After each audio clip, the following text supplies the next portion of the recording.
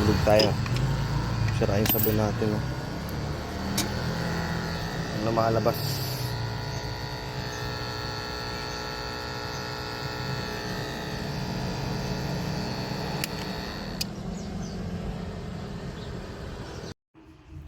So yan na nga, nakita nyo sa unang video, sira ang ating foam machine. Yan, kumbaga shampoo dito sa aking munting negosyo na car wash Bendo. Yan, 5 pesos, 5 pesos.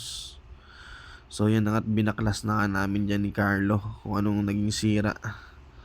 So binuksan pala namin dyan dito yung yung water pump niya na 12 volts. Yan, so may mga bara-bara na din.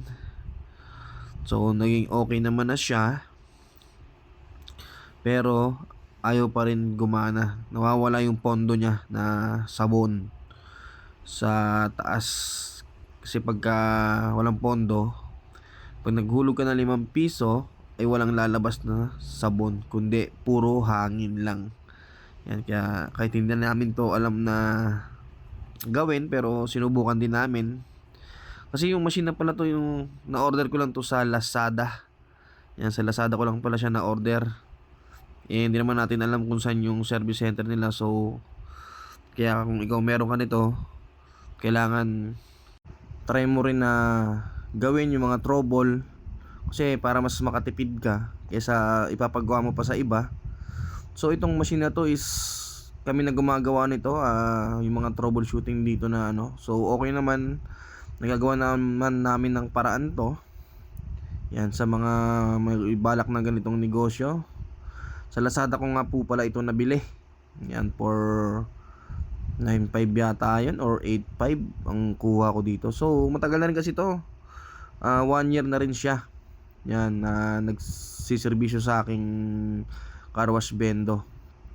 So tingnan nyo lang mamaya kung ano yung mga nagginawa namin. Alright.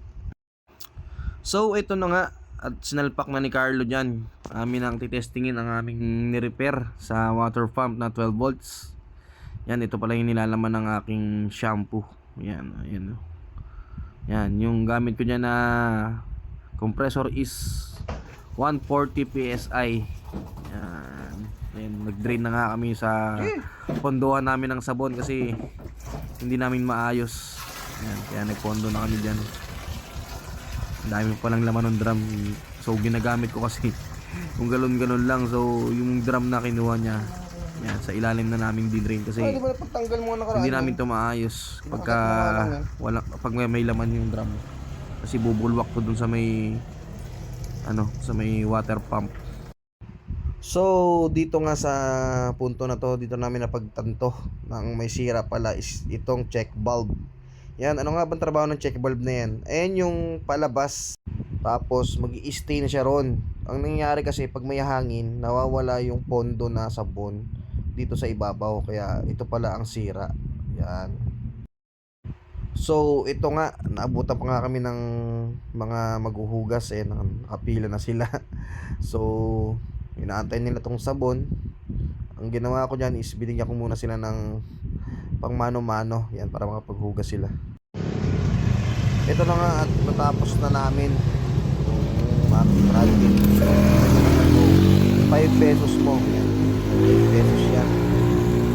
Tignan mo naman yung shampoo yan, yung sabon na yan.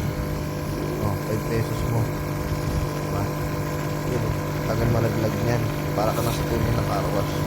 5 pesos lang yan, dito lang yan sa John Elliot Car Wash Bendo, sa Bang corner mo lawin yan, dulo lang. Isa lang yun na to. So, may mga prinsipyo tayo dyan sa mga foam na pwede nyong gamitin sa luha ng sabon. Yan, meron tayo dyan. Yan, salamat nga pala sa lahat ng nagkakaroon dito. Pabuhay kayong lahat.